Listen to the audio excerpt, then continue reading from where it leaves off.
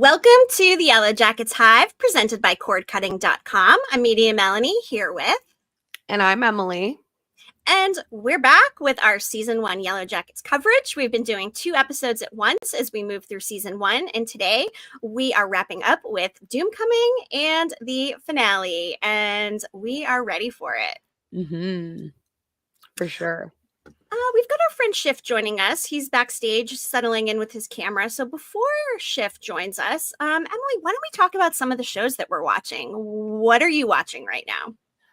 So I started watching The Fall of the House of Usher. I only got about 2 episodes in because, as you know, baseball is going on right now. And that's been what I've been predominantly watching as of lately is baseball. And Go Phillies. Yes, go Phillies. Happy for you.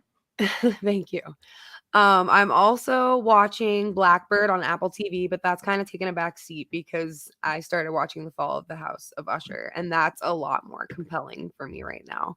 The ending of episode 2, as far as I've gotten, was insane. It was. I loved it. I binged the entire series. Of course, there's 8 episodes of it. It's a limited series. What I loved about it was how deep they went with the Edgar Allan Poe references. Yeah. Not only was it a loose interpretation of the Fall of the House of Usher, but they wove in so many of his other tales, poems, references. I enjoyed it. Some people are saying it's better than The Haunting of Hill House, which is another Michael Flanagan creation, but I wouldn't go that far. It was good, but I still think I like The Haunting of Hill House better. That one was really good. I know you didn't watch Bly Manor, right? I did not watch Bly Manor or Midnight Mass for that matter, but I tried Midnight Mass and I just couldn't get into it. I liked Bly Manor a lot. I definitely liked Hill House better, but I really liked Bly Manor too. I might have to go back to it. I don't know. I saw someone on my Twitter feed just got a Bly Manor tattoo. I'm like, if you're getting a tattoo, it's got to be pretty decent. So yeah. Definitely. What are you thinking about American Horror Story so far this season? I haven't watched the last 2 episodes, so I can't really comment on what I've seen as of last night. I plan on watching them this weekend. As what I've seen so far, it's okay. It's not anything special. It's not pulling me in or making me want to watch more. No, I'm highly disappointed, and not for the reason I thought. I thought Kim Kardashian would have a lot to do with it, but for me, Emma Roberts isn't really popping either. Yeah, that's what I've been reading in a lot of the reviews too. And I like her as an actress, so it's kind of disappointing, a little surprising. I've loved her work in prior seasons of Horror Story, but it is just not popping for me here. And it's okay. I'm looking forward though to the American Horror Stories 4-episode Halloween thing happening. I believe it's October 26th. So hopefully that will be a little bit better. I wish it was more than 4 episodes because the last 2 seasons were I think 8 and 7. So this one's definitely shorter, but I really liked both of the prior seasons of that. So I did too. And it's a minimal investment. It's anthology episodes. So it's not even an anthology season. So you really don't even have to watch them in order. Don't have to watch all of them or whatever. So Found is another one that we've both been watching. Are you current with the latest episode? Because I am not. I'm not. No, not yet. The other morning I binge watched some Real Housewives just because I was in the mood for something that didn't require me to use any brain power. We all need that sometimes. So that was my recent TV binge. I'm not current on a bunch of shows that I've been watching. I'm kind of behind, which is not normal for me. Well, hey, your team is projected to go to the World Series at this point, so I don't blame you. I'm extremely jealous. My Padres are not there, but I'm feeling very happy for you. And for that reason, I will be going for the Phillies to hopefully win the World Series too. So go Phillies in solidarity with you, Emily. They're also so cute. You can't disagree. I mean, there are so many guys on the team that are just so good looking. Definitely easy on the eyes. Yes. No problem watching any of this. And I haven't been watching a lot of television myself. I did watch The Fall of the House of Usher. We got a new kitten. We've had some other things going on in my house. Did you guys pick a name yet? We've been calling her Kit Kat because nobody will agree. Cute, my son wants Fiona. My daughter wants Daisy. I want Piper, and nobody will agree with anybody. So right now it's Kit Kat, and she comes to it. It's fine. Whatever. That's cute. Maybe she'll make an appearance here. But yeah, I started Bodies on Netflix also, thinking it would be kind of like dark. It looked, like a thriller or something right up my alley. Got halfway through the first episode and was like, nope, nah, just not gonna No. it's I'm not feeling it. So I'm looking for more show recommendations. If you're watching, drop a comment, let me know. Once I finish Blackbird, I'll let you know if I think you should watch it or not. Because if you like The Crowded Room, I think you might like Blackbird. Okay, I might check it out. That other Apple TV Plus show, the chemistry of the Lessons woman. in Chemistry. Yeah, that looks Yes. good too. Yes, not as dark as my usual watch, but it does look really good. So I think I might check that out as well. I love So Brie Larson. yes, she's fantastic. And Mhm. Apple TV does have a lot of quality shows. So Yeah, they really optimistic. do. Optimistic. With that said, why don't we bring on our friend Shift from Good Morning Mayberry podcast? Hello, Shift, and welcome back. How are you today? Hello, I'm great. How are you? Great. I love your yellow headband, which matches your SAG-AFTRA shirt you're wearing Oh, there. yeah. Solidarity. Thanks. Yo, I'm also wearing my spell hoodie. Oh, nice. Oh my God, love it. Love that. I need to order one for myself. I don't have one. It's real cozy. I wear it a lot. Great. Oh, I love that. It's Thanks for so your hard for me support. to justify buying a sweatshirt when I live somewhere where it's like 85 degrees 90% of the year. Y'all So have t-shirts in the store too, though. You've got all I kinds of stuff. know I do have a couple. I need to get a couple more. Emily, there are lots of items, including tank tops, t-shirts, as Shift Ooh. mentioned. We've got bags. And, for those of you in the cold weather areas, yes, we do have hoodies as well. And you can get all of them at yellowjacketshiveshop.com. Start shopping early for all of your Yellow Jackets fan friends. The holidays are going to be here before you know it. They really are. Yes. Shift, what have you been watching on TV? Oh my God. Okay. First of all, The Last of Us. I put it off for a really long time, and then I was just enraptured by it. I put on the first couple episodes when it first came out, and then I kind of fell asleep and woke up mid-season and just was kind of like, okay, this is neat, but like whatever. And then the Excellent. second time I put it on Loved it. recently, I paid a lot of attention and finally got to the episode that Melanie Lynskey is introduced and Mhm. was completely hooked by then. Then I immediately played the first game and finished that at like 3 in the morning. 3 days later, bought the second game right away, started it at like 4 in the morning as soon as it downloaded, and then found out that I'd been playing the second game over the Last of Us day, and took myself down to Universal Studios to like walk through their Halloween Horror Nights That's experience. so cool. Love that. Yes, it was lots of fun. I recently discovered Wrong Turn reboot that came I out in saw your message 2020. on that. I need to check it out. I have lost my mind on this guy's work. The screenwriter, I was like, this is too good of a movie. I had to look up who conjured it up, and it's the same people that made the first set, the first Oh, 5 really? Wrong Turn. Yeah, I was like, this is a whole new genre twist. Like, how do you even take this and make it like literally brand new? It's a completely entirely different concept.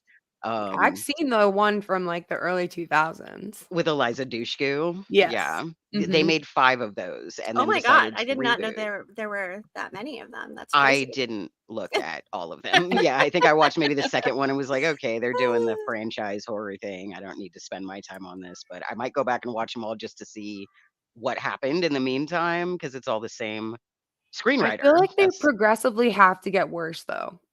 this reboot is kind of like, did you see the last Final Destination, the Final Destination? No. I don't know if Okay. I saw the last one or not. I recommend that one too. It's like a real movie. Like it's not necessarily like the Final Destination franchise other films, but they wrap everything up in a neat little bow. They reference the first film in ways that I was just like, this is amazing. And this, they don't really get into the original franchise at all, but what they do with the concept of being lost in like backwoods Appalachia with a bunch of people that are out to kill you, they really change it up a significant amount. And like the first like 30 minutes or something, I was like, I think I know what's happening. I'm onto this script. I've seen this movie before. It's the same old, same old. And then the way they flipped me on my ass, I was just like, oh, like how do you do that? I think I know what I'm talking about. And then you just like characters were blowing my mind and the story turns were blowing my mind. I without saying too much and spoiling the whole thing, just am telling people to watch it. All right. It's been a Yeah. while since I've seen a good quality horror movie.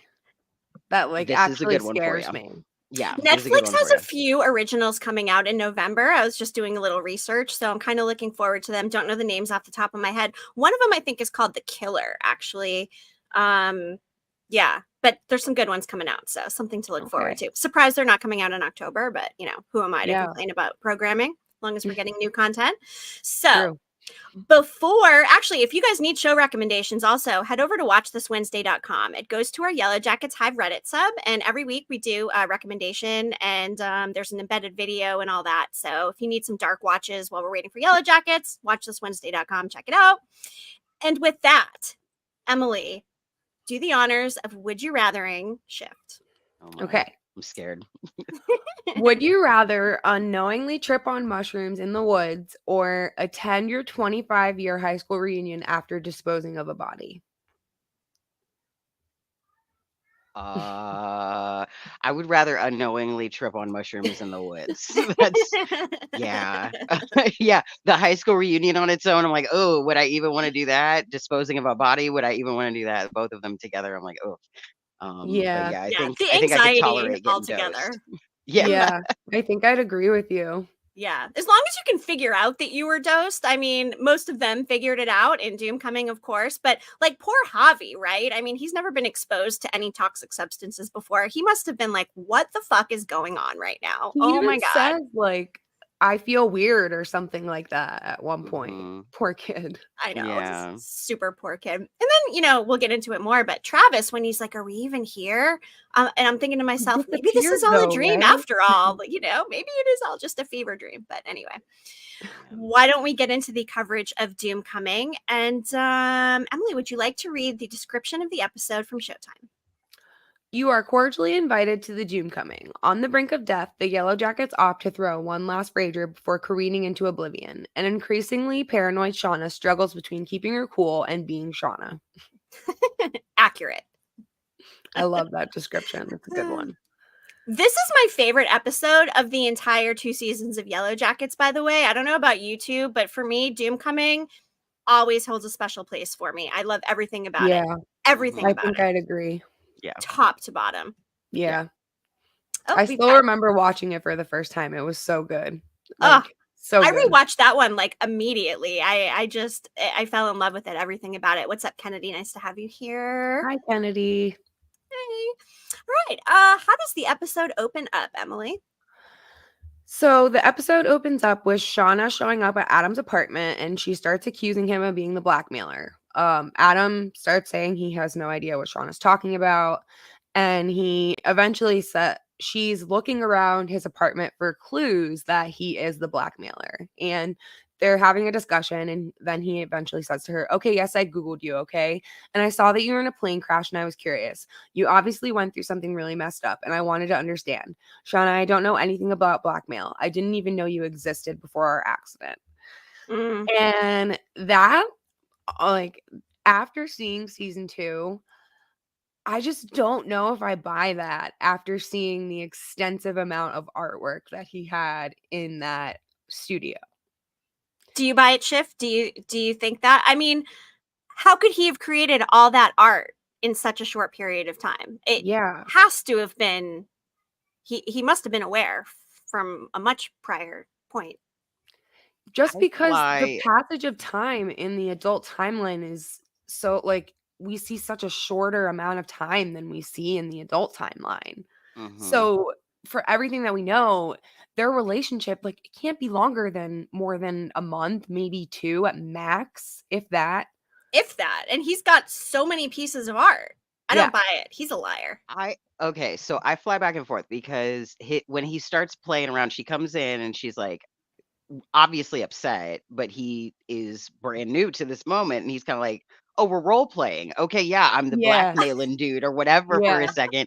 And he does this kind of back and forth where then it's like, is he covering for himself or is he really confused?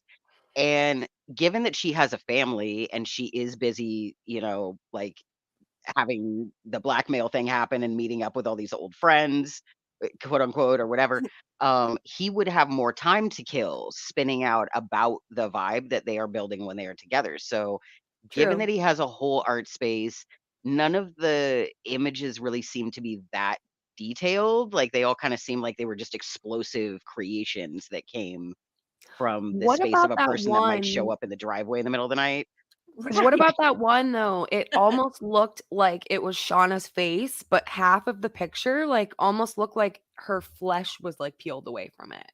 Oh, the one that looked burned, kind of like, Yeah. yeah, Yeah. the like, yeah, I don't know.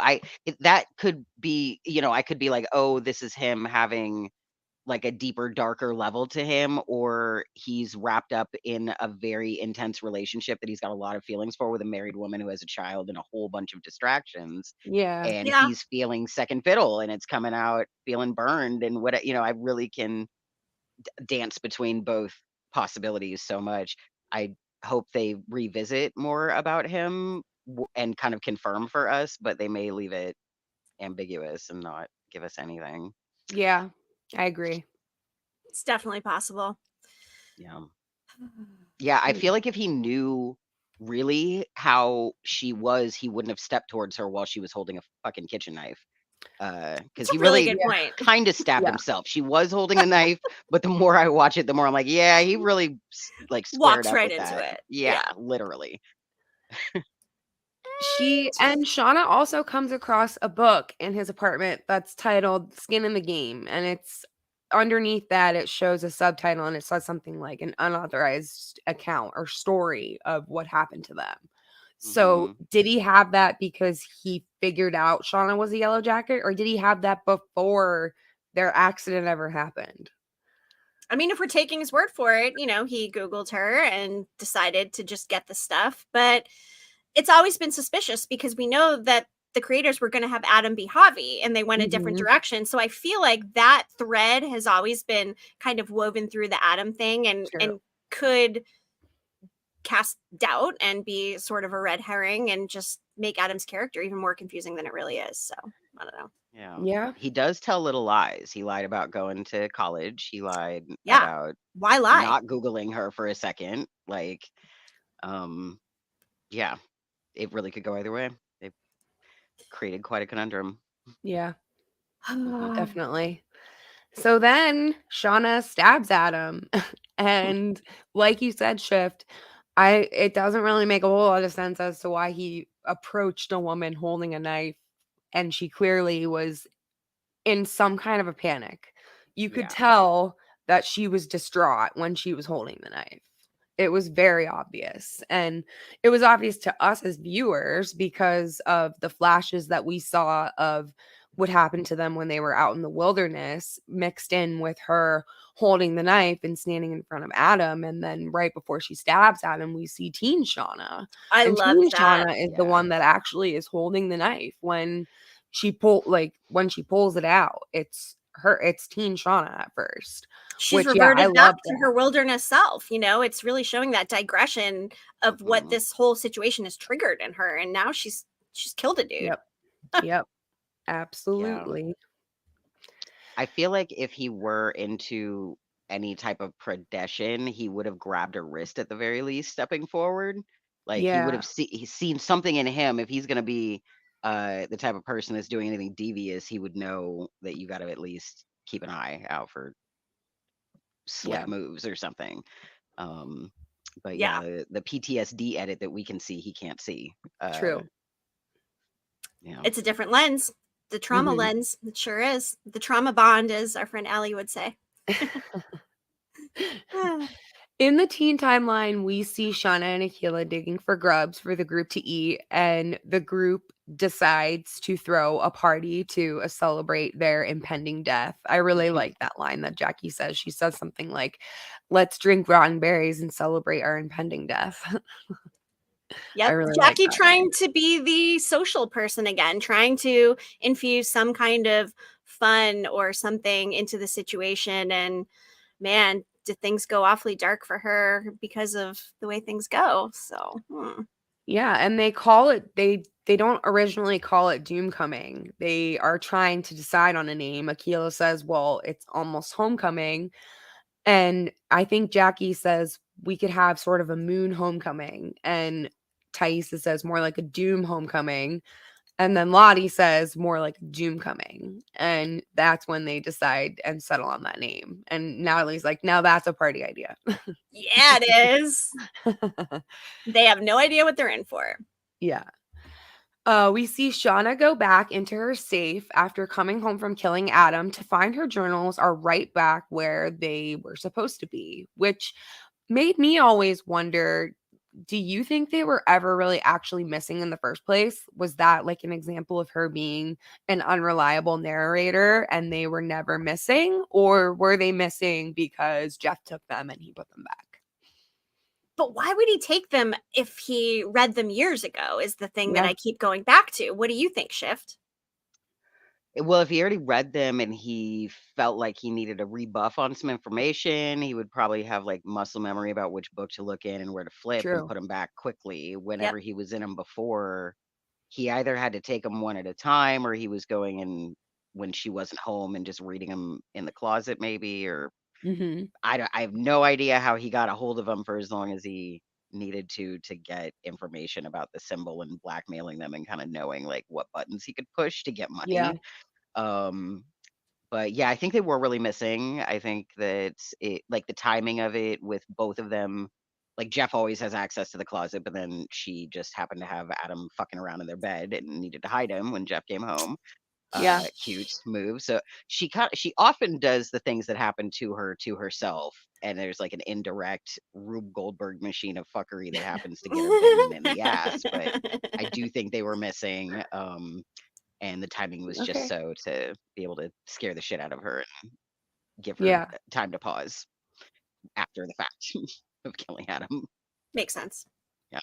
Once Shauna sees that the journals are there, she looks down at the carpet and she comes to the realization that the glitter in the closet was not, in fact, from Adam, but from Jeff. And this is when he admits to blackmailing the other adult women.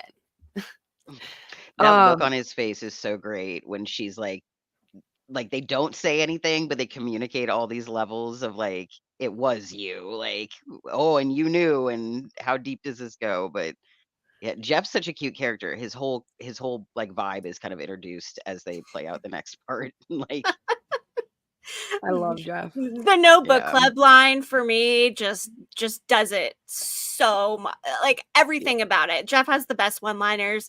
This is probably the best and Mhm. most notable, but that delivery, everything. I love Warren Cole. Yeah.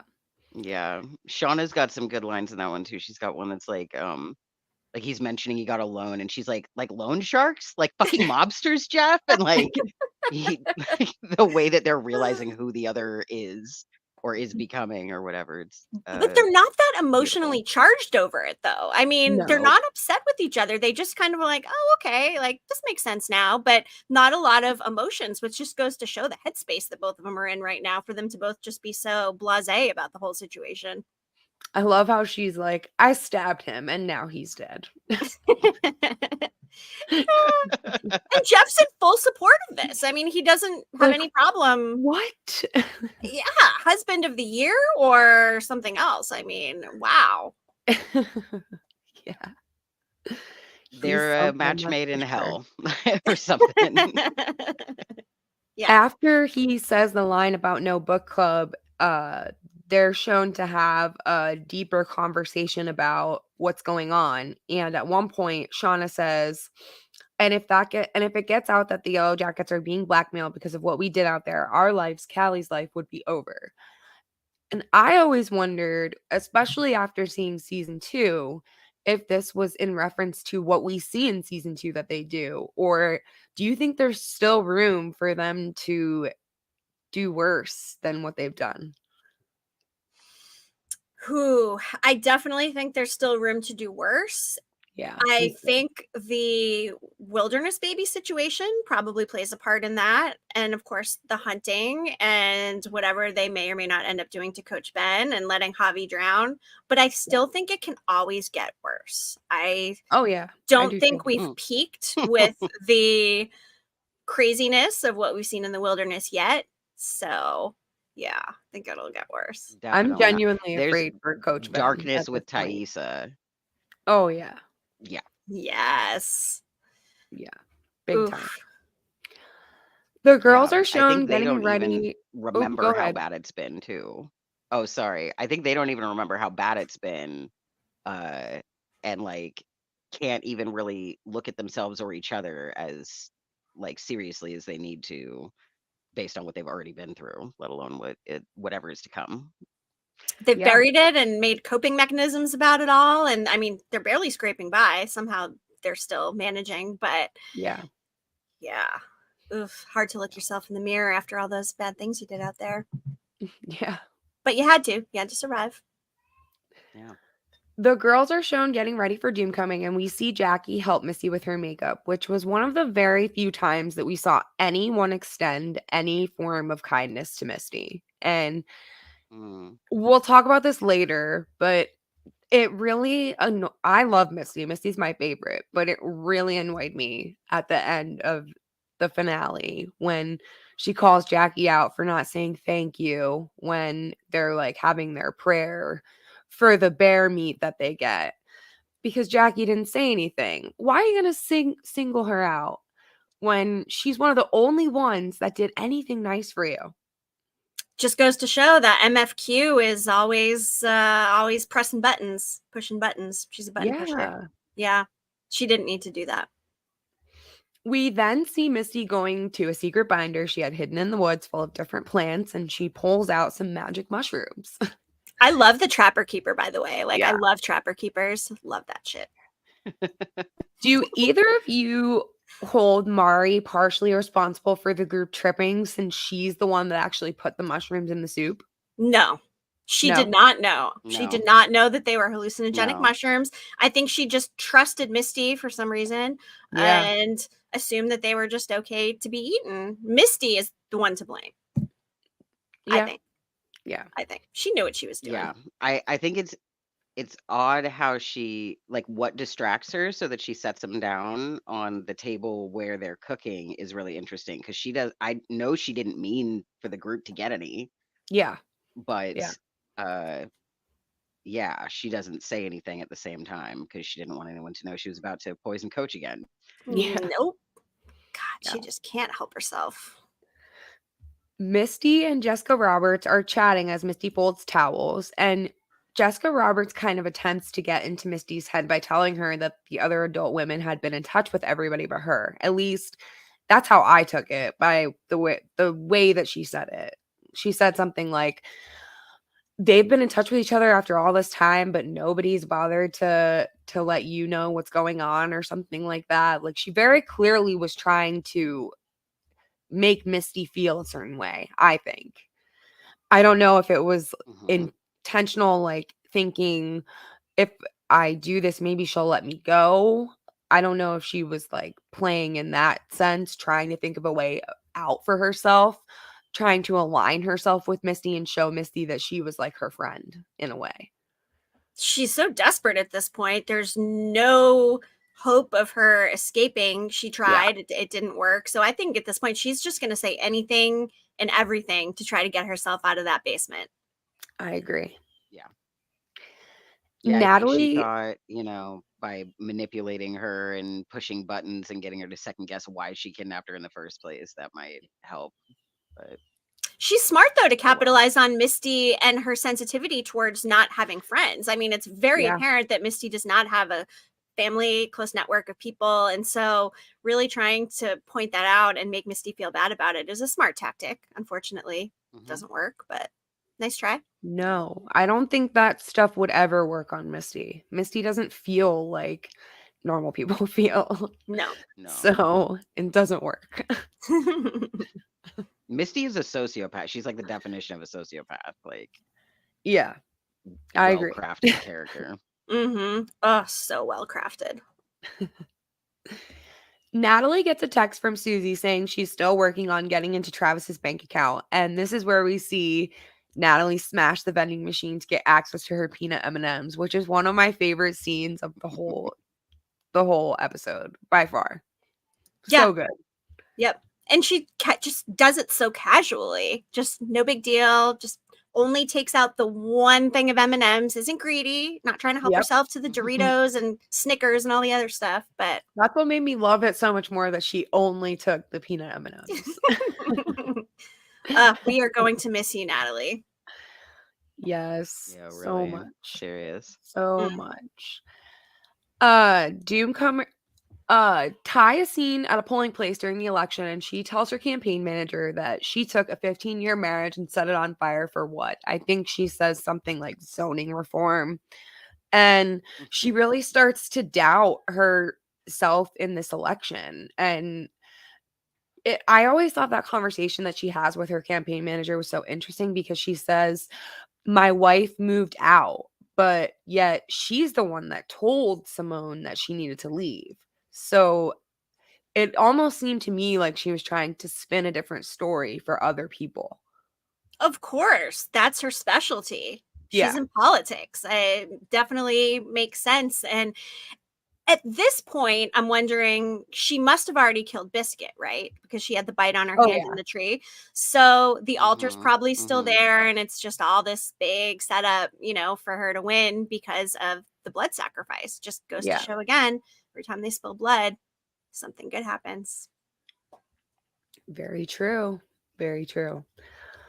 Doomcoming begins and the group begins to gather, and Van and Ty kiss in front of everyone, and the group cheers them on. I love that scene too. That scene is so cute. And we Yes. also see Travis and Jackie dancing. And this is when Travis says my favorite Travis line of the entire series. She says something about being stranded with a bunch of babes, and he says to her, do you ever feel like your humility holds you back? And that line was just so perfect, and saying it to Jackie of all people was just so perfect. Fantastic. That was a really good Travis one-liner. Yeah, Jackie she's most of this episode, she's just like inverting and showing all the underbelly of who she is. When she's doing Misty's makeup, she makes some comment about how her mom is like training her to prey on men. Basically, she says something about my mom says when a girl sets her mind to it, there's nothing she can't get from a man, or something like that, and then proceeds to act that out through the rest of the time, really going out of her way to avoid noticing that like people are unwell and probably could use a different type of attention if she's going to give attention. Yeah. And she changed her tune fast, because when they first got to the lake and the cabin and whatnot, Jackie's like, guys, we've been here for 3 days, and like, get over it. It's Travis, who cares? And then, some time has passed, but for her to now be the one that's pursuing Travis, especially after him and her and Nat were together, I think you're right. It is showing her true colors and the real Jackie. And now that she knows about Jeff and Shauna, she's like, fuck it, I'm just going to do whatever. I'm not going to die a virgin. And she did. It's girl code. You don't do that to your friends. And it sucks that it was done to you, but that doesn't mean you should do it to someone else. Like, two wrongs don't make a right. They absolutely Jackie doesn't know how to lose. Jackie has no idea how to cope with things like that. Yeah. Which is why she's performing so poorly out in the wilderness. Yeah. Coach and Nat sneak off, and they realize that Misty had poisoned everyone as they begin to trip on mushrooms. I love this scene too, because Natalie like picks up her hand and she starts like waving it in front of her face. She's like, buckle in. Yeah. She's the only one ready for this moment. Yes. She's like, I've been training for this my whole teenage life. So Natalie, Coach, and Misty all knew that they were tripping on mushrooms. They were the 3 that knew. Everyone else had no idea, including Jackie, even though Jackie didn't eat the mushrooms. It's probably a good thing that it got distributed amongst everybody in the stew, because it was like a fucking ounce of mushrooms that Misty was about to dose possibly Coach alone with. Maybe she was going to take some too, but I don't even know what would happen to you at that point. That's a lot of mushrooms. A lot. Like a whole ounce of mushrooms is a lot of mushrooms. Yeah. Too much. Yeah. Like way far too too much. 8 times too much, really. Like yikes. Yeah, set and setting too. My goodness, everyone. Like, Jackie and Travis sneak off to the cabin and head up to the attic where Jackie propositions Travis to have sex. And After saying he thinks he's in love with Natalie, he goes through with it and sleeps with Jackie regardless, which I know was a big moment for all those Travis haters out there. Yeah, but to be fair, he was tripping on mushrooms. Like, he was not in his right mind. Doesn't make it right. And he even said he was in love with Nat, so he kind of, was trying to tell Jackie that he maybe didn't want to do it, but didn't work out that way. Yeah. But I think it goes to the foreshadowing of Jackie's death even more, because she made the comment about not wanting to die a virgin, and it all goes back to foreshadowing, because we know that she will not die a virgin now. So very It's like true. a classic backwoods horror trope too. Just don't fuck around and do that, and you won't have so many problems. You might be the final girl if you don't lose your virginity in the movie, especially. True. That's she blew That it. is No true. chance of Jackie final girling. What's her get out of jail free card? Mm-hmm. The rest of the group realized that Jackie and Travis were gone together and headed out to find them, howling like animals along the way. That was another scene that I really like from the episode too. I really love when they all get animalistic. Yeah. Love that. Bam started it too, by the way, with that like slashed up face. I'm like, how you even open your mouth that wide right now? But go on. Okay. Yeah. The group stumble into the cabin just as Jackie and Travis were exiting the attic, and Lottie pulls on Jackie's dress and points out the bloodstain, implying that the two had sex.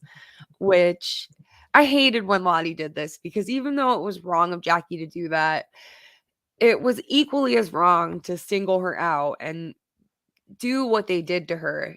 It just like, that was pure mean girl things to do.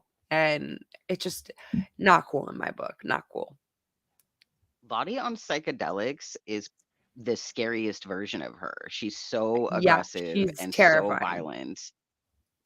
Absolutely. Yeah. It's a little bit alarming.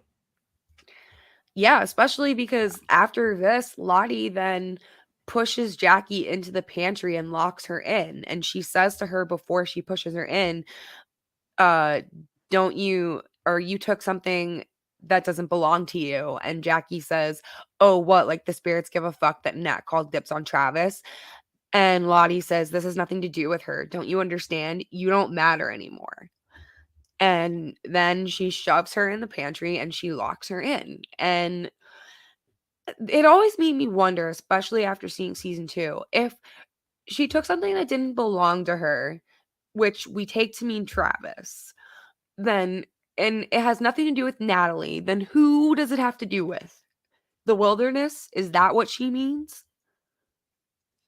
Maybe. I always thought it was just that Jackie was trying to cock block the orgy at Doomcoming, and that wasn't gonna fly for anybody. They all wanted you could go a piece, outside right? and do your own thing, or you can join the group, or you can shut up and stay in the corner, but you're not gonna cock block the orgy when everybody's on this much mushrooms.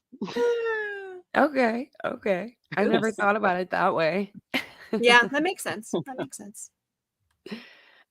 Travis, then this is when the girls like start to molest Travis. They rip his shirt off, start kissing him, and he gets all freaked out. He jumps up, he escapes, and the girls begin to chase him. And Javi calls out to Shauna, who says in the most demonic voice ever, run. And we don't see Javi again for 2+ months after that. I keep thinking, do you think part of his trauma from being out there has to do with getting dosed with all those mushrooms? Like, could it have caused any type of permanent damage from consuming that level of mushrooms? Like, the others don't seem to have any, but he's a lot younger than them, weighs less than them, etc. Can mushrooms cause that sort of long-term psychosis? Absolutely. Okay. Yeah. Yeah. I mean, most that of the is trauma really young on top to of trip it. on mushrooms. Yeah. And Like the trauma, you're right. 13. The cold, there are a lot of factors going into it. So the mushrooms probably did not help. Yeah. No, having that be the especially entry into months of isolation before winter, and then there's a bunch of factors playing into the. And if he didn't actually, like, if he ran away, but he stayed close enough where he could see what transpired the night of Doomcoming 2, and he saw them almost kill Travis, among other things. Mm-hmm. That had to be traumatic too, to see that. Mhm. That's your brother. Yeah. All of it. And Shauna was legitimately about to slice his neck open. Yeah. She cut him. He bleeds. Yeah. If it wasn't for Jackie and Natalie, I genuinely think that Travis would have been killed, like for sure. Yeah. Whew. Yeah. Was Tough. Javi drinking too? Because the rest of them were willfully drinking hooch. They did know they were getting drunk. I don't remember I noticing if don't he know if he was. was drinking or not. Probably not. He probably just ate the soup. I think so. It's funny when Coach made the comment about not condoning the underage drinking and whatnot, but But then cheers. bottoms up. Like, yeah. He's already lost all of his authority anyway, so it doesn't matter. He's just trying. He's trying to hold on to any last thread that he might have, which Yeah. is Can none. he just have a good night with them, for God's sake, without somebody trying to fly away in a decrepit plane, or like, you know, Oh my God. running Well, he off into must the feel woods to do relieved at something they're not least. supposed Like to do. he's out now at least. So that's something for him. Like that must be a weight lifted at least for Coach. So if nothing else, that Yeah. helped. For Misty at least, maybe. Nat and Coach are having a discussion about love and Travis and Natalie, and Misty then comes in and attempts to basically molest Coach again, and this is where he confesses that he is in fact gay, and this confession is maybe my favorite moment of Doomcoming, I think. Just the way that he does it. Did you hear that, God? My furry force friend. Best coming out moment ever. Even better than Ty and Van, I think. Yeah, It's I agree. good. I feel like one thing I question every single time I watch these episodes surrounding this, it feels uncanon to the 90s that nobody would make some kind of comment. The only thing that anyone ever says is that Misty, when Coach is about to kill himself, she's like, I'm gonna tell everybody all this stuff, like outside the group is where homophobia is. I feel like even non-homophobic people back then were like, I have to perform homophobia because that's all anybody knew. But I've decided to suspend my disbelief intentionally, just because I will get hung up on that forever if I lean into it too much. That's probably smart. Good call, Shift. Yeah. Because you're right. The group catches Travis and restrains him in a tree stump, and Shauna puts a knife to his throat, only to be interrupted by Nat and Jackie, who save Travis. But why did Lottie even want them to hunt Travis in the first place? Like, what gave her the idea to chase him down like he was a stag? She saw him They as a stag, call though. him Like that, she was yeah. hallucinating, like when I you know. see him running by, I mean, she sees him as one. So it's got the hallucination factor. That has to be it, right? Yeah. Has to be. Yeah. And it's the beginning. This is their first chase. And it's funny because the penultimate episode of season 2 is similar in that there's a chase of another person similar to this whole Doomcoming situation. So, Yeah. yeah. Yeah. Mm-hmm. The adult women all come together at Adam's apartment, where Ty and Natalie learn that Shauna had in fact killed the blackmailer. Do you think that the adult women ever truly bought Shauna's story as to what really happened with Adam? Or do you think that they just took her word for it and were like, it's better if I don't know the real truth? I think everybody but Nat bought it hook, line, and sinker. Hook, And line, Nat and was sinker. only Yeah. questioning it when Shauna pushed back about Travis, when she wanted to dig deeper about that. And she was trying to figure out what the block was, and like Yeah. maybe phased into questioning whether the whole thing was legit or not for a second. But for the most part, I think they really thought that they fixed it. Yeah. And Misty was just like so excited to actually be there. I don't think she cared whether or not any details lined up or whatnot. Yeah. I think she just wanted to be there. And the line about the cleaning supplies was maybe one of my favorite lines. I mean, there's so many good Misty lines, but I love the cleaning supplies line. I love how she's just ready to clean up for her friend who murdered somebody. Like that's a friend you want, even if you don't like Misty. She has got your back.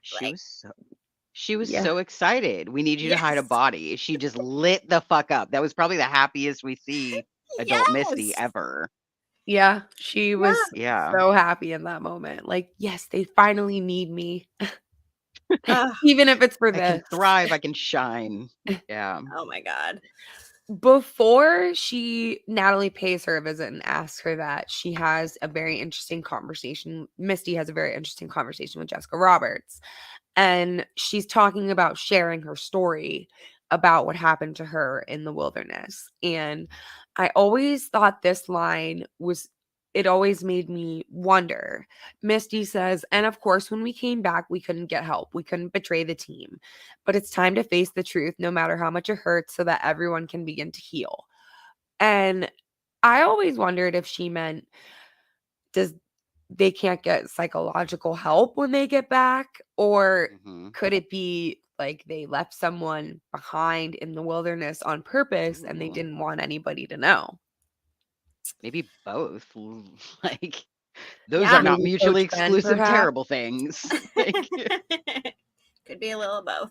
yeah, they fit well together, actually. Like, It shit. always made me wonder, because I can't see Misty going out and getting psychological help to begin with.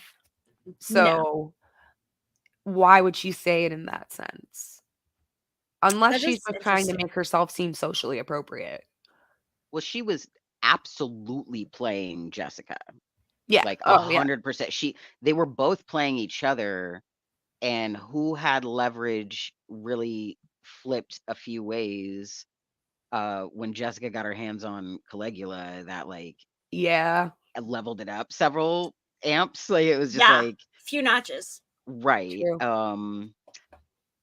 Yeah, I think she was just kind of like, how do I get her nice and smooth so that when I release her and set this thing up so that she disappears and the story takes care of itself off of my property. Like, she just wanted her to feel like a friend or a colleague, associate, whatever. They're going to be working together. Should I call Yeah. a publicist? Like, I love I'm that. so ready to tell this story now.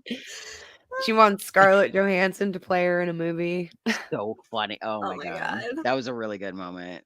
I love it. I love all the Misty moments, all of them. Mhm. Me too. All right. Well, that pretty much summarizes the episode. We have one quick comment here I was just gonna put up. Janelle's asking, would you guys ever do an episode talking about season 3 predictions and what do you want to see in season 3? We will absolutely do that. That is a fantastic idea. Probably as we get closer to season 3, I think that's something we'll do, and we'll, I'm sure, put a few tweets out asking everybody else's predictions too, so we can share some fan predictions for season 3. So yeah, yes, that would be so fun. We can definitely do that. The music from this episode, you guys, we had The World I Know by Collective Soul. We had Geppetto by Belly. And of course, Kiss from a Rose by Seal, which we hear again in the reunion episode. But I loved the Collective Soul. I thought that just worked so well to really set the tone for Doomcoming when they were getting ready. And I loved them singing Kiss by a Rose. Like, I love that. I just Kiss from a Rose. Sorry, I knew I had the wrong preposition. That Collective Soul song came on in the car the other day when I was with my husband, and he's like, "This is in Yellowjackets, isn't it?" Oh, Maggie, A+. I love that. Wow, husband of the year. God, between making the whole shrine biscuit thing for you for whatever, I think for the season 2 premiere. Premiere. Yeah. Oh my God, that was amazing. I love that he knows the songs of Yellowjackets. He's catching on. Solid. Good. As he should be. What was your favorite moment from Doomcoming Shift? I got a few favorite moments. It's really well edited, and like the things that happen when they're on psychedelics are really intense. Ironically, the scene where Ty and Van fuck for the first time, or like at least the first time in the woods that we see, is really well done, and it's like concise but really like complete. I don't like Ty and Van together. I don't want Ty near anybody. I'm like, put Ty in a box, lock her. I don't know what to do. I wish I could help her, but she lies so freely and just kind of like hides from responsibility about things that she's the direct cause of, and has no idea what she's capable of. But yeah, I like that. I also I as terrifying and horrific as it was, the orgy scene or the molestation scene, whatever you want to call it, and the hunt and the pine cone and Shauna's face, the contacts that they use, like flipping between different makeup and visual effects and all of that stuff. I really appreciate a well put together psychedelic scene, because usually it It doesn't. was nicely done. Yeah, a lot of the It times felt people can real. fuck it up. Yeah. Yeah, that's those are probably my absolute favorites. And then of course Shauna and Jeff really getting to know each other, and Jeff's response, like him reacting and absorbing this information and completely falling apart. And then when he comes back deciding who he's going to be, knowing what he knows now, I really appreciate that whole thing about his character, about Warren Cole, all of it. Yeah. Yeah. What was Yeah. your favorite part? Shauna and Jeff for me. I mean, I love the whole episode. It's actually really hard to pick one moment because, to your point, the chase, the orgy, the psychedelics, the celebration, it was so good. But that Shauna and Jeff moment is what really got me, I think, the most. Same. The no book club thing just takes the cake for me. I love That it. if I get a that Yellow whole Jackets scene. tattoo, it'll be there's no book club. That's around my ankle or something. Yeah. Fantastic. I love that. Mhm. Okay, well, Misty moment from the show. We touched upon this. Emily and I both loved when he came out and said, "Did you hear that, God? My furry forest friends, I'm gay."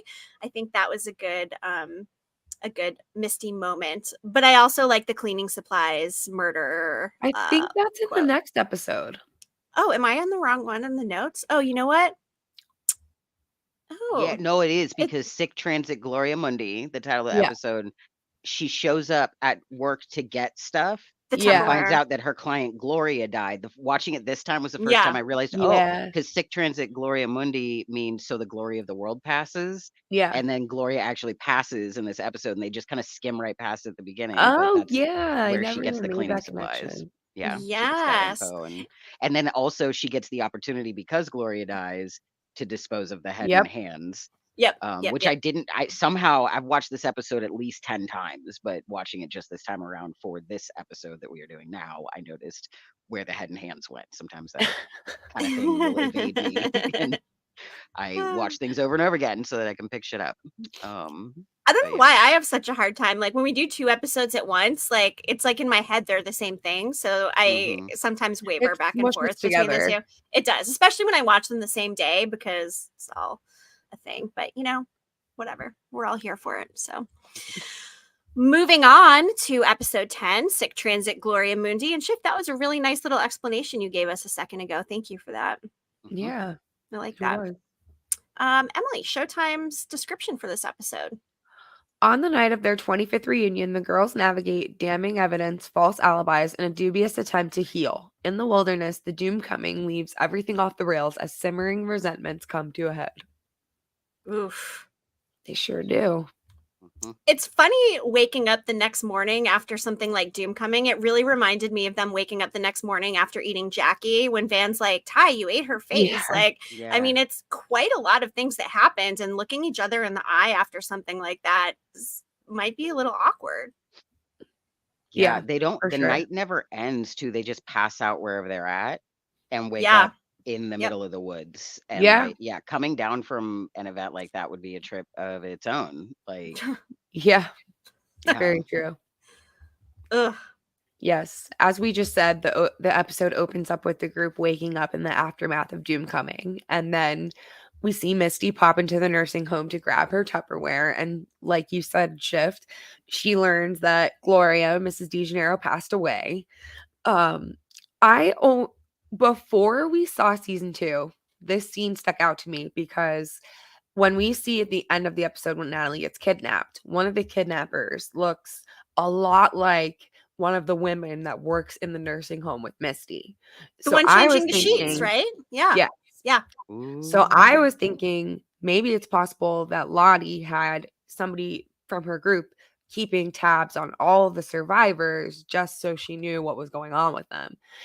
I feel like maybe that could still be possible, but I don't know. I don't know anymore. I'm not as sure after seeing season 2 because she seemed very concerned with Lottie, but not as much so with the others. Like her concern for Natalie was way greater than the other women. Which is Natalie interesting. being the antler queen that she like hands things off to might be the reason for that. Yeah, that's true. Also, Natalie's got a really erratic life comparatively, so anybody else that she planted in anyone else's life would be like like for Shauna, maybe that friend that Callie's spending the night at, except Yeah. that we met her and Alana. she's probably not. Yeah. Yeah. That would be a stretch, but there might be other people at the school or whatever, because all those people will do anything for Lottie. She's got their bank records and their like family Yeah. info, like everything about them, about their personal lives. So if she wanted to ask them to go get a job off site instead of selling honey at the farmer's market, they would. Yeah. I mean, I thought Adam was the plant for Shauna, for Lottie, you know, like I always thought, like, could Adam have been part of the cult? You know, when he makes, it's all about the tattoo and then the reference to the cabin in the Poconos. Now, knowing that Lottie's retreat is up in the mountains, you know, if we're talking plants, I would have thought maybe Adam for Shauna, and that would explain too some of the backstory. But again, it's all kind of tied up with Adam and that, like, he was going to be Javi type thing too. So it's hard to see clearly when it comes to Adam's character, I think. I feel like agree. that actually would like, as a writer, if I was on this project, that's what I would do to repurpose Adam, taking him away from being future Javi, because the way that they portray all of the cult members, his vibe and the artistry and just everything about the way he carries, I feel like that's like on the nose. If any writers are watching, they should steal that idea if they haven't He wasn't already. wearing purple at any point, right? Like, I don't remember seeing Adam wearing purple. That would have been a big giveaway. Not It like would have been a Walter in his giveaway. purple clothes or jacket or whatever, but yeah. You're right. Yeah. Anyway. Mm-hmm. So many questions. Misty shows Natalie the supplies she grabbed for the Adam cleanup. She grabbed oxygenated bleach, which she said was needed because it gets rid of the hemoglobin, which is left behind for luminol testing, which of course Misty would know that. Of course. Gloves and waste She's a disposal citizen bags. detective. And this is when she says the line, 12% of all killers are caught buying cleaning supplies. Yes.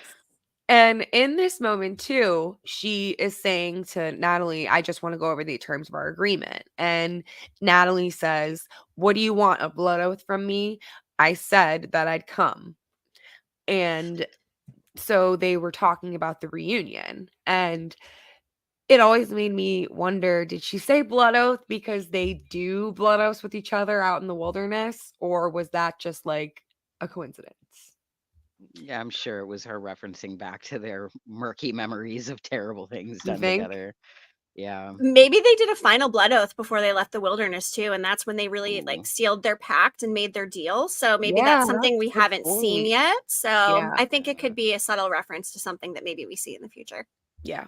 Yeah, I feel like collectively eating a friend is a form of blood oath also. Yeah, I mean, yes, it's a really good point. Yeah.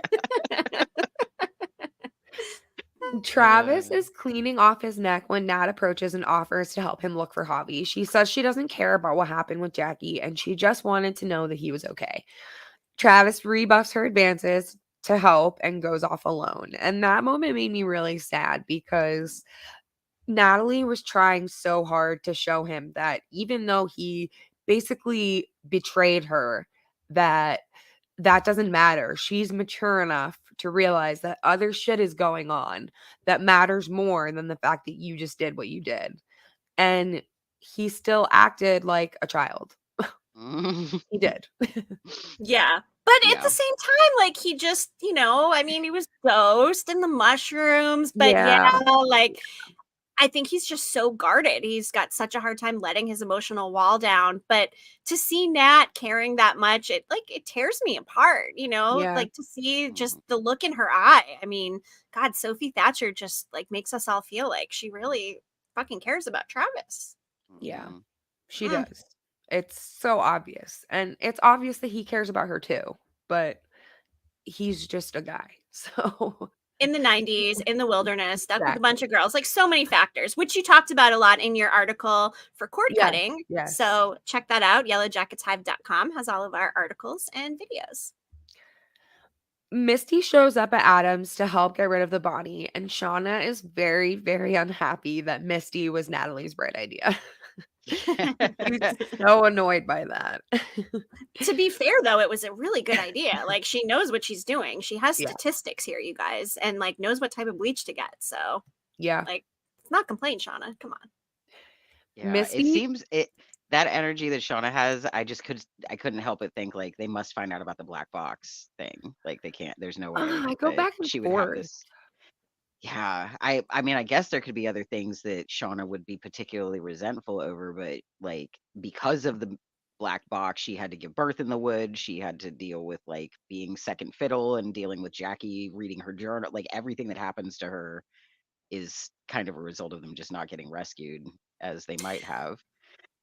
That, and I also wonder if she harbors these feelings of resentment towards Misty for the delivery of her baby, and inadvertently maybe blames Misty for part of that, even though, I mean, Misty did her best. Like, she was really front and center right there for Shauna. So that's the only other thing I can think, okay, maybe that's why. But to the point before of them all being in touch for the last 25 years, except for with Misty, something like the black box would make a lot of sense, right? Yeah.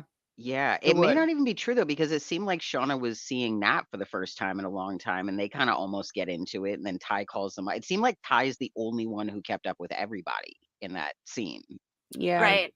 Right. I think Jessica was just kind of making that up Mhm. because I mean, Ty and Shauna pretended like they didn't see each other since you know, Yeah. Jeff and Shauna's wedding, but that was for Jeff's sake, so I don't know.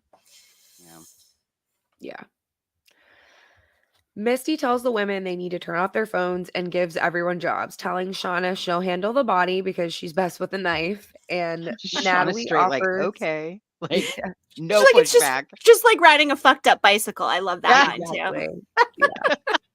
Just get right back to it. Yeah. Natalie asked Shauna if she remembers how, like we just said, if she remembers how to do it when she goes to cut up Adam's body. And like you just said, it's like riding a gross, fucked up bike. It's a skill you don't ever really forget. Something that Mhm. once you learn it, it will stick with you forever. Nat prods Shauna about Adam saying she needs to see the text on his phone if he really killed Travis. And Shauna Mhm. says that she was with Adam the night that Travis died. So there's no way that Adam could have been responsible for Travis's death. And that Natalie needs to stop looking for answers where there are none, implying that Travis really did kill himself. And in this moment, Shauna says, what if the truth is that we're all fucked in the head from what happened to us and you're searching for answers that don't exist? So, do you think that she believed that Travis killed himself, or do you think she believed that he was murdered? I think she's so self-obsessed that she didn't care about the Yeah. reality in that moment. I was just gonna say, That's I a don't good think she point. cared. Like, Yeah, she just not her wants to. problem. She's just got to get Nat to chill about looking more deeper into Adam's life for any reason whatsoever, and figuring Yeah. out that Jeff was the blackmailer because it wasn't actually Adam. Yeah. Yeah. Yeah. The girls go back to camp where Jackie starts laying into them about what happened the night before, and Misty admits to the mushrooms being hers and that Coach tricked her into falling in love with him before a bear stumbles into camp. And That seems Lottie so takes the chaotic. knife from Shauna and she effortlessly stabs the bear in the head, killing it. And it was in this moment that I felt like the way that Van looked at Lottie was like, I'm your girl. Like from here on out, like I will follow you to the ends of Avalon, like for real. I will follow you. Oh my god. One more thing about the bear. Do you guys remember when people thought Javi was the bear?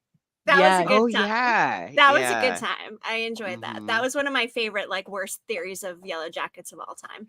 Yeah, Yeah. definitely. I would Worse than definitely my agree with second that. wilderness baby theory? Come on. I mean, you haven't put that one out there yet, I have you? haven't. I will. I have it written down later in my notes. Okay, great. Yeah.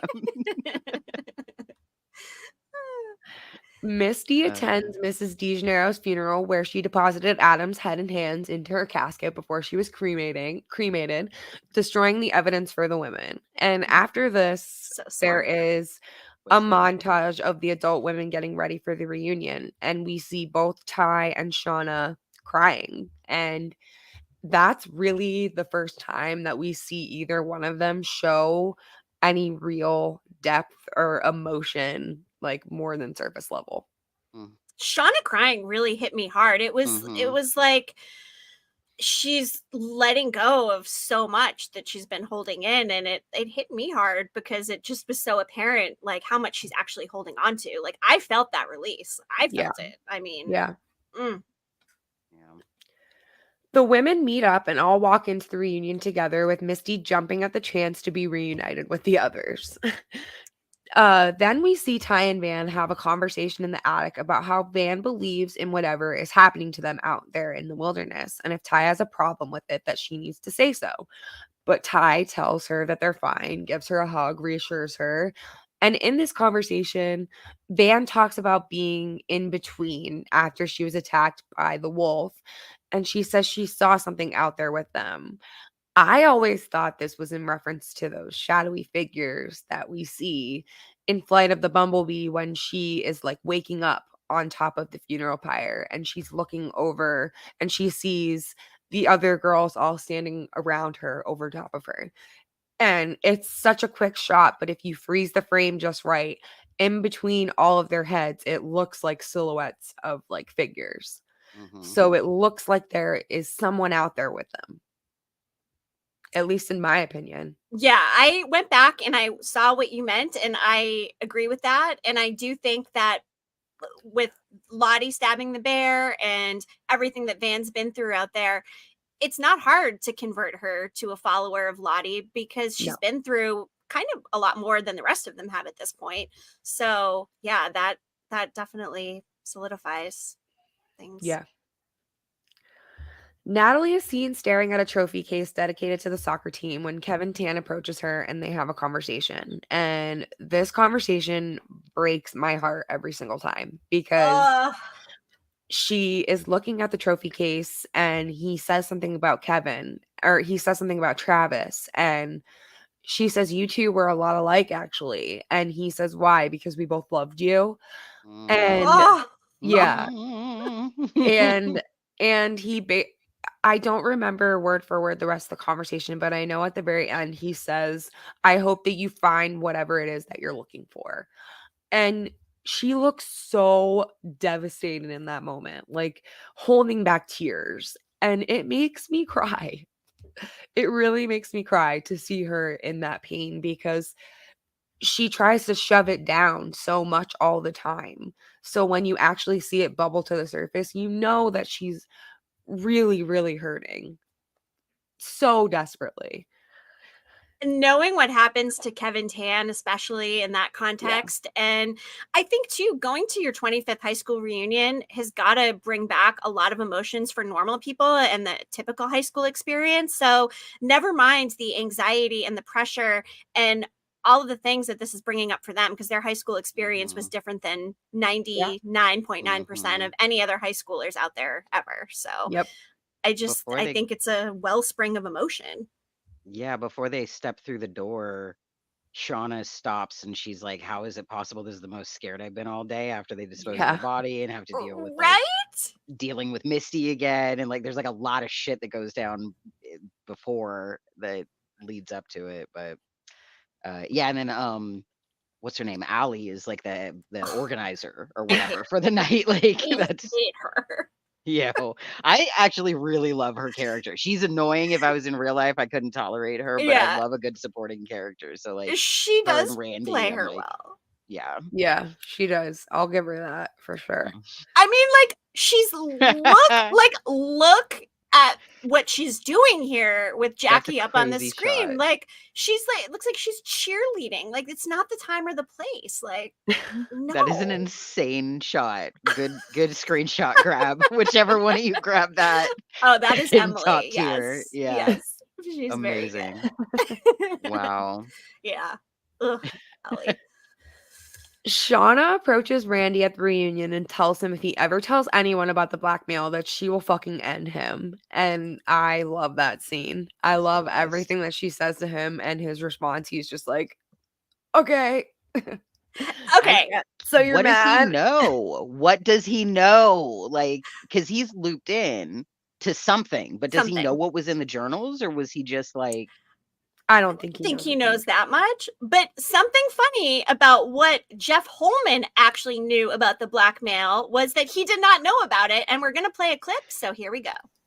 there's this gal on Twitter named Misty fucking Quigley, and she brought up a fan's theory that I'm like the mastermind of it all, and I was like, oh, I like that. Not as simple as they seem. Yes. I was actually super shocked to find out that I was part of the blackmail scheme. Like, I had no idea. And when I filmed episode 10, I asked Warren about it. I'm like, so can you like fill me in on the backstory? Because I really don't know what's going on. They don't give me like old scripts to look at or anything. So no context. You had no context on the blackmail scene. Yeah, none. I had to get it all from Warren, and he's like, "Yeah, so you and I blackmailed them." And I was like, "It was you and me? What? I thought it was Adam." And then he's like, "No, that was just a red herring." And I'm like, "Oh my god!" So like, I couldn't even keep up on the show, and I'm in the show. I love Jeff Holman. I love that clip, and I think it's hilarious that, like he said, he's on the show and doesn't even know what's happening on the show. So imagine the rest of us out here, like normal, everyday people, not even on the show. Like, we really have no clue. So yeah, I thought that was really funny. And I loved when we interviewed Jeff Holman. I thought he was fantastic. The group sits down to eat the bear when Van suggests they say some kind of grace, and Lottie goes ahead and does the honors. And I always thought it was really interesting what she says. She says, "For this gift from the wilderness, we give our thanks. To the spirit of the bear who sacrificed so that we could survive, we give our thanks. And to the ancient gods of the sky and the dirt, we give our thanks." And this is the first time that we see or hear them reference the wilderness like directly. And Lottie with this prayer, where does she come up with this prayer? Does she just have this like spinning in her brain? That's a very like, what's the word I'm looking for? Well put together piece of like a little speech that she just came up with out of nowhere. Like, and to the ancient gods of the sky and the dirt, like, where do you get that? She is freshly off her meds still. Very I would true. say, like, yeah, she's been on them since she was a small child. It's only been a couple of months. Very true. Yeah, it also is like all they have, like, yeah, like invested in their day to day or whatever. It's the only real like edges of their environment. So, but yeah, the gods thing is real weird. Like, what exactly? Huh? Like, which part of that is stimulating to her or whatever seems attractive? Yeah. Misty then calls Jackie out on not saying thank you like the rest of the group, which eventually results in Shauna and Jackie getting into a very heated confrontation. And this is when Jackie tells everyone that Shauna had been sleeping with Jeff and that he's the real father of her baby. Oof. And I was honestly kind of expecting a little bit bigger of a reaction from the other girls than we got. Like, no one said anything. They all just kind of stared and didn't say a word. When they found out Shauna was pregnant, every single one of them were like, oh, "You were having sex? Oh my God." Like, they all had a reaction and they were all silent. I don't know if I might have been silent too, because that's a moment that you feel like you're not supposed to be a part of.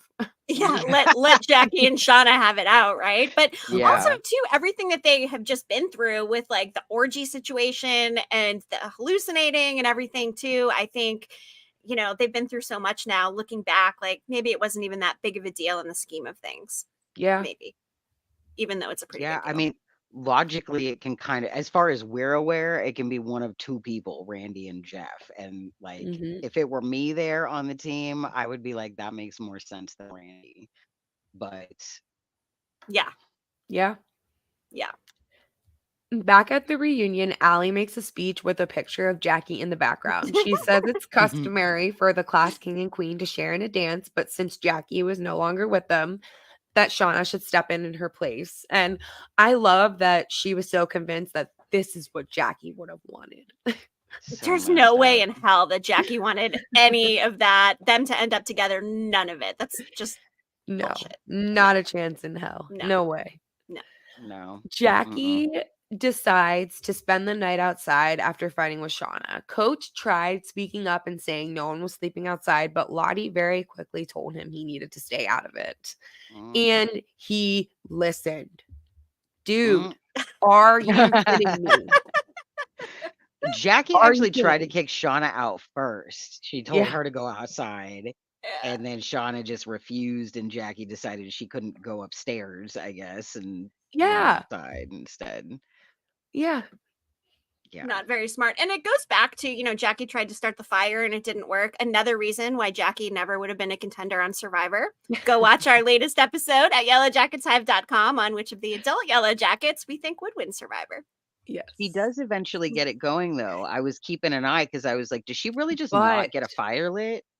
that's not, I don't think that when we see the fire lit that it's reality. I think at that point it is already like She's her dead. dreaming. Get out of here. I think the fire was part of the dream as well, yes. Yeah. Wow. Unless I'm totally off base, but I did think it was part of the dream. Yes. I was watching very closely, but possibly too closely. There's like hints that what we're seeing isn't reality, but they're very small. I noticed them in this watch through very much so. For instance, when Shauna originally approaches Jackie to come inside, you don't even see Shauna come from the house. Like she doesn't exit the door. She comes in from the side. So it looks like she appears out of nowhere.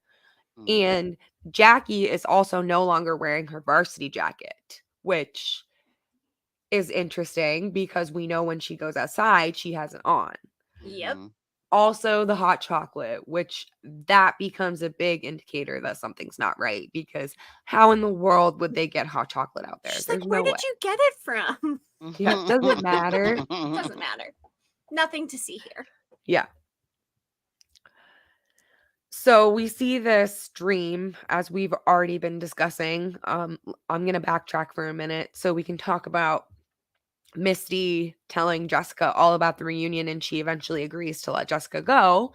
She tells Jessica her car is parked out front, that she filled up her gas for her and topped off her wiper fluid. Jessica looks in her purse and notices that her cigarettes are missing. And Misty makes this big production about getting them out of the trash and giving them back to her, saying that it's a disgusting habit. And Jessica takes them, and as she leaves and drives away, we see her light up a cigarette. And as she's driving, she starts getting more and more woozy. And she realizes in that moment that Misty poisoned her cigarette. And she's like, fucking bitch. Yeah, I mean, Misty gave her a chance. She put the cigarettes in the trash. It was the nicotine addiction that got Jessica Roberts in the long run, not as much Misty, even though it was Misty. I always wondered if she didn't ask for the cigarettes back, what was Misty's plan? There must have been a plan B. She could have easily been like, hold on, I was gonna keep the, but here, sorry. She could have played the whole scene out unilaterally in a similar way. And I felt like it was a good setup of her like testing how well she knows how humans operate, being that she doesn't really think like one. Yeah. That's Good so point. true. Yeah. Fucking bitch. Shauna and Jeff are at home watching TV when Callie comes in and joins them. The local news is on, and I just lost my place. Sorry. The local news is on, and on a news segment about a missing Hoboken man, aka Adam, came on. And the three of them all look very, very, very concerned. And it's funny because they all know what's going on, but Jeff has no idea that Callie knows, and Callie has no idea that Jeff knows, but Shauna knows that they both know. Yeah. Just a regular family, nothing to see here. That scene's super cute at the beginning. It goes through a bunch of phases super quick because it's like Jeff and Shauna laying on the couch watching TV. Callie comes in like, what the fuck are you two doing hanging out together? And Jeff has just, right before Callie comes in with that face, he makes a joke about Shauna. They were talking about getting a pet, and then he was like, oh, you'll cook it and feed it to us though, like, or whatever. Like cat chili. I like that. They both thought it was fucking funny too. Like they both get an absolute kick out of it, snuggle a little closer together, and go back to watching TV like that's normal. And so funny. Then the news reveals that they're murder victim that was hidden and everyone is covering up has been found by the Oof. police. Thaisa finds out that she beat Phil Bathurst in the election just as Simone discovers the biscuit altar in the basement, and Ty smiles the most menacing smile after her victory is announced. What exactly do you think made Simone want to investigate that in the first place? What drew her attention to that? Because I felt like it was very random. It almost seemed like there was a breeze that like attracted Yeah. her attention. Yeah, Yep. maybe it was the wilderness I calling was to just gonna her say to the to wilderness. drive her away from Ty so that Ty eventually later will hitchhike to Van. It Um, seemed like she didn't even know that that grate was there why when would you she notice something opened like it. that? It's like a gross basement already. It's the Yeah, type of place where you don't want to be in there unless you actually have to be. yeah, And something like that would just seem like a heater duct or like yeah. how did they even get a desk in there? Is that built into the fucking wall? Did somebody wall Good That's over that shit? What is so question. that true. I room? didn't even think about that. Maybe it's the smell. Like maybe the breeze had the smell because Oh. you've got to think that dog head cannot smell pleasurable. I mean, No. it's been there for Yeah. at least days, I would think, and an Yeah. organ just like sitting out Foul. with blood on it, like a foul. Yeah. Exactly. So gross. Yeah.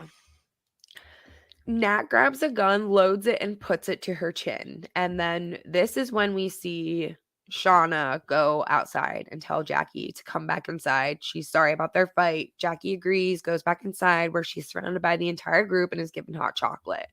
And then she sees Laura Lee is standing with the rest of the group. And Laura Lee says, "It's not as bad as you thought, is it?" And she sees Cabin Daddy in the corner. Mhm. And Love as I Cabin Daddy. said, there were hints before it was obvious that that's what was going on. But for me, the moment when I realized that Jackie was actually dying was when she saw Laura Lee. Because Mhm. why would you be seeing the dead girl along with all the other people that are still alive? And seeing Cabin Daddy in the corner too. We knew that's to assume who that was. Yep. That was the logical assumption. They found a body in the attic.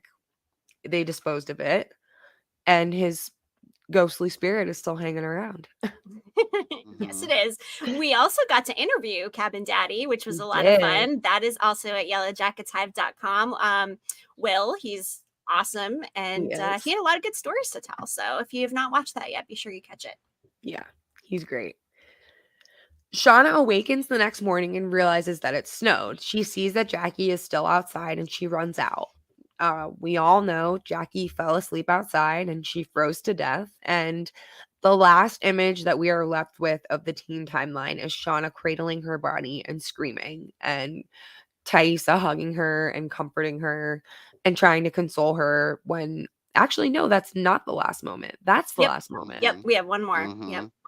Yeah, so my bad. Um, That could be a different timeline back then, though. That could be like months and months later. That could be the next day or that night. It Like, It's definitely true. could be. Yep. That's true. Yep. I But it feel like was, it was pretty soon though because she had that bear heart and it looked pretty fresh. oh, Okay. you know what? That is true. And Yeah. the Yeah. look on Van and Misty's faces as they bowed down, I mean, it's been building for Van to be committing to Lottie like this, and Misty is now fully committed too. Yeah, So like where did that come from? it escalated fast for her, right? Yeah. Something, flipped in her. Yeah, for sure. Yeah. Jackie dying probably was a big vacuum of energy because she had a lot of like contrast personality to the rest of them. She was definitely her own fucking thing. And with all the climaxing conflicts happening leading to her death, everybody was kind of dragged into being involved. Yeah. That's true.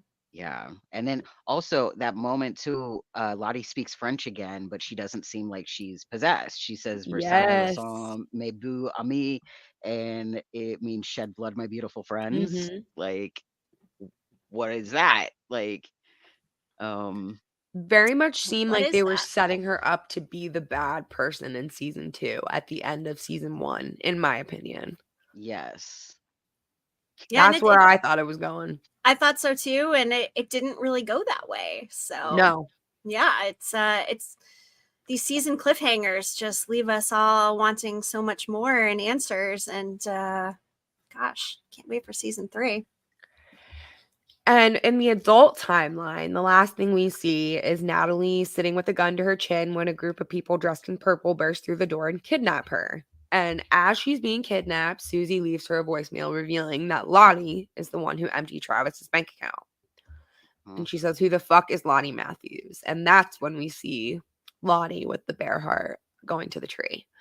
Yep. We all want to know who the fuck is Lottie Matthews. Yeah. Seriously. I had the biggest goosebumps of my life in that moment when I watched that for the first time. I remember looking at my husband and I was just like, oh my God, my mind is literally blown right now.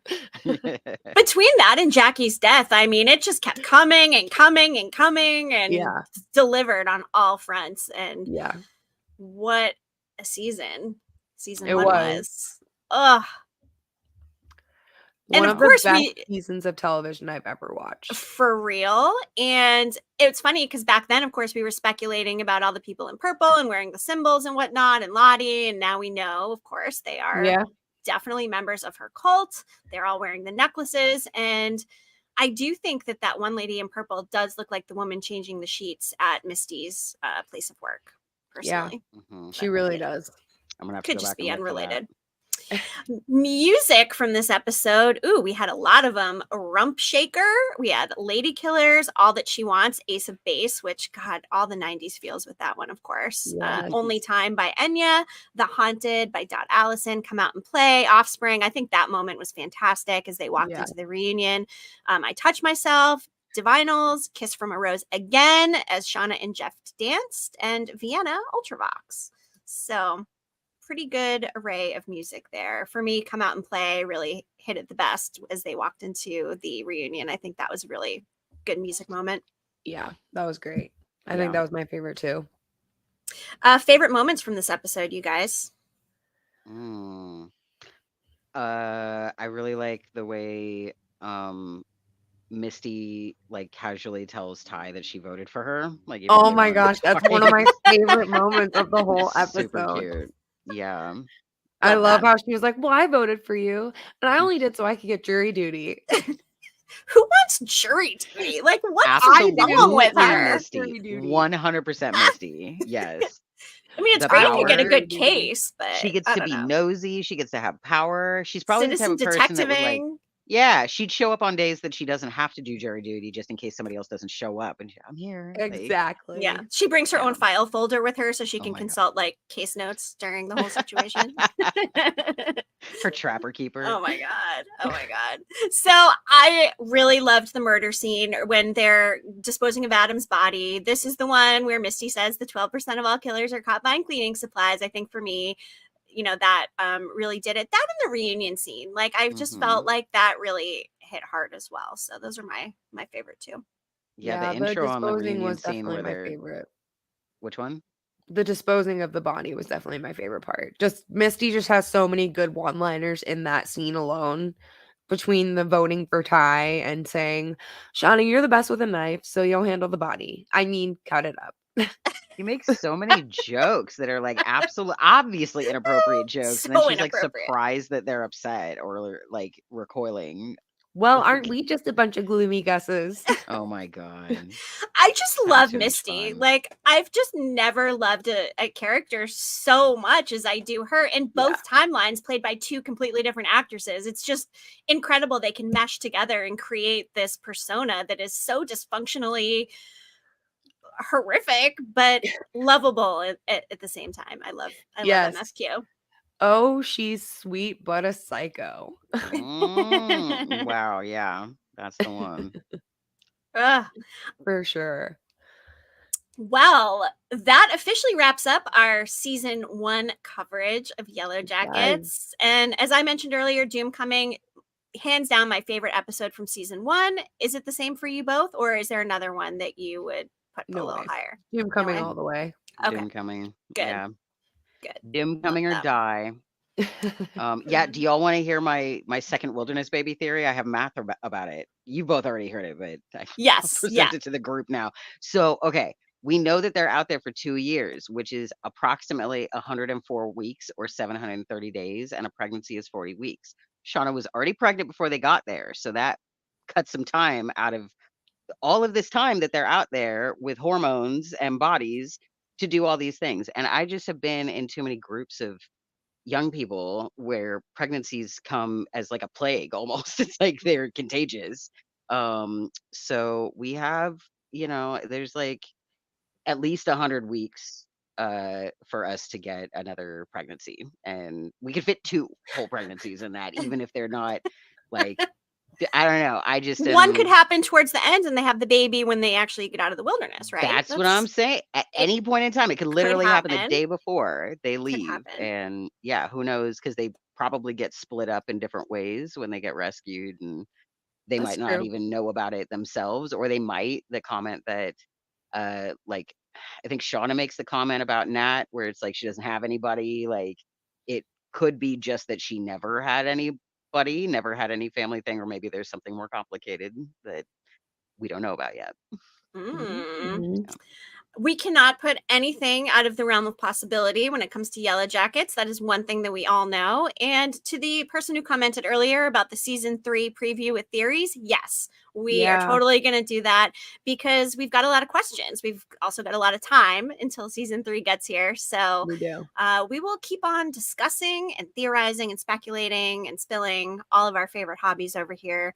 And if you have not already, please go ahead and visit our Hive Hub page from our partners at Cord Cutting, cordcutting.com/yellowjackets-hive. You can also get there by going to yellowjacketshive.com.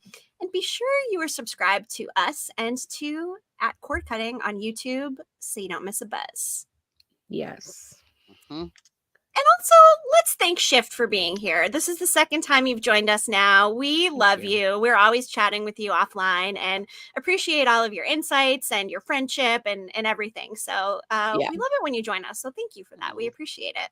Thanks so much. Fun. It is mutual. I appreciate you guys. I love this community and I love this show. What is your podcast website? GoodMorningMayberry.com. Come visit me there. Perfect. Yes. That's right. Okay, well, hey, thank you all for tuning in. We will be back again in a couple of weeks with a new episode. I'm not sure exactly what we're going to be covering yet, but stay tuned to the socials and you will find out. Yes. So until we spill again.